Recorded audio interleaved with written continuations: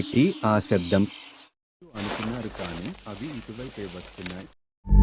సమయం మించిపోతుంది, మనం బయలుదేరాలి. ఇదేంటి ఇలా ఉంది? ఇళ్ళు లేక స్టరూమా? అదే బీరు తాగితే మార్నింగ్ అయ్యాక మనకి సమస్య ఉండదు. అందమైన తోట నేను ఎప్పుడు చూడలేదు. అవును, అది సరే. ఇప్పుడు ద్రాక్షను తీసుకెళ్లడం ఎలా? సార్ ఫోన్ చేసి చెప్పాడు, ఇక మీరు తీసుకెళ్లడం ఆలస్యం.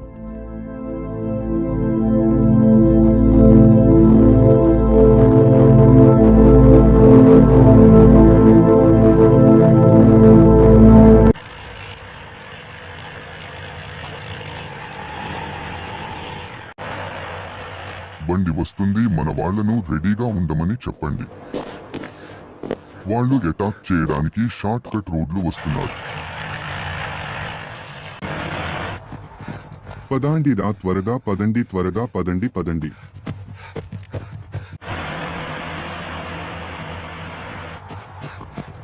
త్వరగా పదండి, త్వరగా పదండి, పదండి.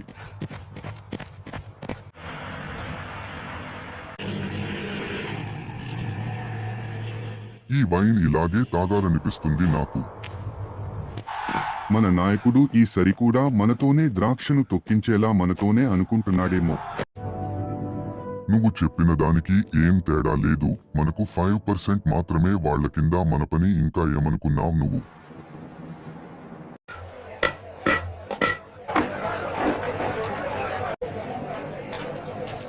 ముప్పై కేజీలు ద్రాక్ష తక్కువ వచ్చింది.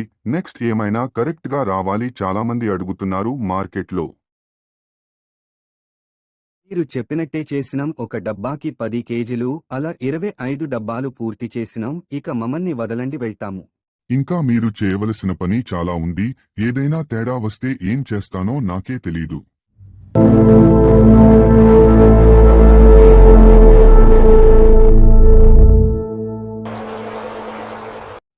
వర్ధన్ మన కోసం ఖచ్చితంగా వస్తాడు అంటావా? తప్పకుండా వచ్చి కాపాడుతాడు.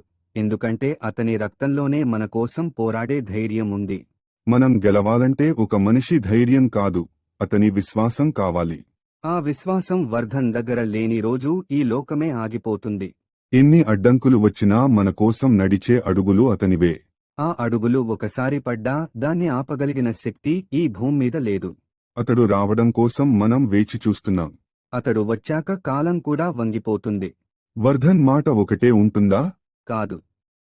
కాని అతని హృదయం ఒక మాటే చెబుతుంది, నా వారిని వదిలిపెట్టను. మన శత్రువులు 100 మందే కదా. అతడు ఆలస్యం చేయడు. ఎందుకంటే సమయం అతని కోసం ఎదురుచూస్తుంది. వర్ధన్ ఆలస్యం చేస్తే మనం నశించిపోతాం. 100 మంది గాలి లాంటివాళ్లు. వర్ధన్ ఒక్కరే తుఫాను. మన శక్తి తగ్గిపోతున్నట్టుంది. కాని వర్ధన్ శక్తి మన మీద పడితే మనం పునర్జన్మ పొందినట్టే. వర్ధన్ గెలుస్తాడని ఎలా నమ్మగలవు? గెలవడం అతనికి అలవాటు కాదు. కాని ఓడిపోవడం అతని విధి కాదు. శత్రువుల దెబ్బలు మనపై పడుతున్నాయి. ఇంకో క్షణం మాత్రమే. తర్వాత శత్రువులు నేల మీద పడతారు. మన ఊపిరి కూడా ఆగిపోతోంది. కాని వర్ధన్ ఊపిరి వస్తే అది మనకు జీవం ఇస్తుంది. అతడు ఎందుకు మన కోసం అంతగా త్యాగం చేస్తాడు? ఎందుకంటే మనం అతనికి బంధువులం కాదు. అతనికి మనమే జీవం. ఈ చీకట్లో కాంతి కనబడటం లేదు. వర్ధన్ రాగానే చీకటే వెలుగులో కరిగిపోతుంది. మన రక్తం వృధా అవుతుందేమోనని భయంగా ఉంది. వర్ధన్ రక్తం జారితే అది చరిత్ర రాస్తుంది. ఈ యుద్ధం మన కోసం చాలా పెద్దది. కాని వర్ధన్ కోసం ఇది ఒక్క అడుగు మాత్రమే. వర్ధన్ మన దగ్గరికి చేరేలోపే మనం కూలిపోతామేమో. కాదు. అతడు అడుగుపెట్టే సమయం మన చివరి శ్వాస అవ్వదు, అది మన మొదటి గర్జన అవుతుంది. అతడు శత్రువులలోకి ప్రవేశిస్తే ఏం జరుగుతుందో ఊహించగలవా? ఊహించడం కాదు.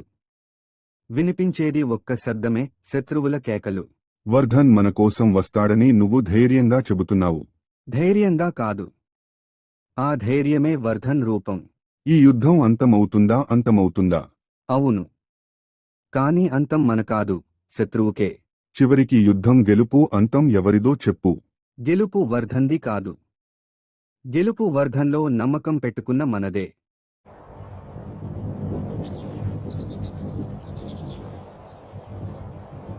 మననే voice of నా స్నేహాన్ని ఆగదు ఎప్పుడు నీపై వస్తే కష్టమా జన అవుతాను చావుకి ఎదురైనా నీ ప్రాణం కాపాడతా నీ అడుగుల వెనకాల నేనున్నానని మాటిస్తా నేనొక్కడినైనా సరే నిలుస్తా నీకోసం యుద్ధం చేస్తా నువ్వు నా శ్వాస నువ్వు నా ప్రాణం నీకోసం నేనెప్పటికీ ఆగను మన వాయిస్ నువ్వు రాలేకపోయినా నేనే రోడ్డు అవుతా నువ్వు కూలిపోతే నేనే గోడ అవుతా నువ్వు బలహీనమైతే నేనే గర్జనవుతా స్నేహమే శక్తి అని లోకానికి చెబుతా నేనొక్కడినైనా సరే నిలుస్తా నీకోసం యుద్ధం చేస్తా నీకోసం యుద్ధం చేస్తా యుద్ధం చేస్తా నువ్వు నా శ్వాస నువ్వు నా ప్రాణం నీకోసం యుద్ధం చేస్తా నువ్వు నా శ్వాస నువ్వు నా ప్రాణం నువ్వు నా శ్వాస నువ్వు నా ప్రాణం నీకోసం యుద్ధం చేస్తా రాలేకపోయినా నేనే రోడ్డు అవుతా నువ్వు కూలిపోతే నేనే గోడ అవుతా నువ్వు బలహీనమైతే నేనే గర్జన అవుతా స్నేహమే శక్తి అని లోకానికి చెబుతా నువ్వు రాలేకపోయినా నేనే రోడ్డు అవుతా నువ్వు కూలిపోతే నేనే గోడ అవుతా నువ్వు బలహీనమైతే నేనే గర్జన అవుతా స్నేహమే శక్తి అని లోకానికి చెబుతా వాయిస్ నా స్నేహాన్ని ఆగదు ఎప్పుడు నీపై వస్తే కష్టమా జన అవుతాను చావుకి ఎదురైనా నీ ప్రాణం కాపాడతా నీ అడుగుల వెనకాల నేనున్నానని మాటిస్తా నేనొక్కడినైనా సరే నిలుస్తా నీకోసం యుద్ధం చేస్తా నువ్వు నా శ్వాస నువ్వు నా ప్రాణం నీకోసం డైరెక్ట్ గా చెప్తున్నా, నా ఫ్రెండ్స్ ను వదులుతావా లేదా? నేను చేయవలసిన పని ఇంకా చాలా ఉంది, ఇక మీరు బయలుదేరవచ్చు. నీ బ్యాక్ గ్రౌండ్ మొత్తం నాకు తెలుసు. ద్రాక్ష కొట్టేయడం, డక్సోమం వైన్ అమ్మడం, దొంగిలించడం, ఇంకా చేస్తూ అమ్మడం నాకు తెలుసు.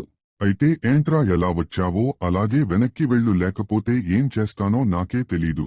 నీ సంగతి తర్వాత చెప్తా. ఆ చెప్తావులే, వెళ్ళు చూసాంలే, ఇంకా వెళ్ళు.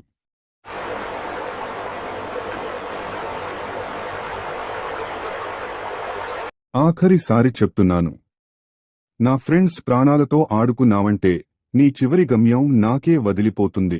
నువ్వు హీరోవని అనుకుంటున్నావు, కానీ నా ఆటలోకి అడుగుపెట్టినవాడే ఆటబొమ్మ అవుతాడు. ఈ సమాజంలో నిజాయితీని చంపేవాడు నువ్వైతే న్యాయం కోసం చావేవాడు నేనే. నీ న్యాయం ఒక పేపర్లో ఉండొచ్చు, నా డబ్బు ప్రపంచం మొత్తం తిప్పేస్తుంది. నా రక్తం వేడెక్కితే నీ కోటలు, నీ సైన్యం అన్నీ బూడిదైపోతాయి. నువ్వు ఒక్కరినే, నేను 1000 ముఖాల విలన్ని. నా ఫ్రెండ్స్ ప్రాణాల కోసం నేను ఎలాంటి హద్దులు దాటగలనో నీకు ఇప్పుడు తెలుస్తుంది. ఫ్రెండ్స్ అనే బలహీనత నీకు ఉన్నంతవరకు నువ్వు నన్ను ఎప్పుడూ ఓడించలేవు. నిజం నిద్రపోయినా ఒకరోజు లేచి నీ అబద్ధాల రాజ్యాన్ని కూలగొడుతుంది. అబద్ధం లేకుంటే ఈ ప్రపంచం తిరగదే. నిజం ఒక్క తుపాకీ కాల్పు వినగానే పడిపోతుంది. నా ప్రతి అడుగు నిన్ను నశింపజేసే తుఫానుగా మారుతుంది. తుఫాను ఎంత బలమైనా నా రూట్స్ ఈ లోకంలో లోతుగా ఉన్నాయి. నువ్వు శక్తి చూపిస్తావు, నేను త్యాగం చూపిస్తాను. శక్తి గెలిచింది ఎక్కడా చరిత్రలో రాసుకోలేదు. చరిత్ర రాయడం వీరుల పని కాదు, గెలిచిన వాడి పని. నీ డ్రగ్స్ బ్యాక్ గ్రౌండ్, నీ మాఫియా బ్యాక్ గ్రౌండ్, నీ డబ్బు బ్యాక్ గ్రౌండ్ అన్నీ నా ఒక్క అడుగుతో కూలిపోతాయి. నువ్వు ఒక్క అడుగు వేస్తే సరిపోతుంది. నా నెట్వర్క్ నీ కాళ్ళ కింద గుంత త్రూసేస్తుంది. నీ ఆటలో నేను చెస్ పావు కాదు. చెక్మేట్ చెప్పే రాజుని. నువ్వు ఆట మొదలు పెట్టకముందే నేను గేమ్ బోర్డు కాల్చేసేవాడిని. నిన్ను ఆపడానికి నాకున్నది కేవలం న్యాయం మీద నమ్మకం మాత్రమే. అదే నా చివరి ఆయుధం. ఆయుధం ఒక్కటే సరిపోదు హీరో. నాలాంటి వాడిని పడగొట్టాలంటే నీ ఆత్మనే త్యాగం చెయ్యాలి.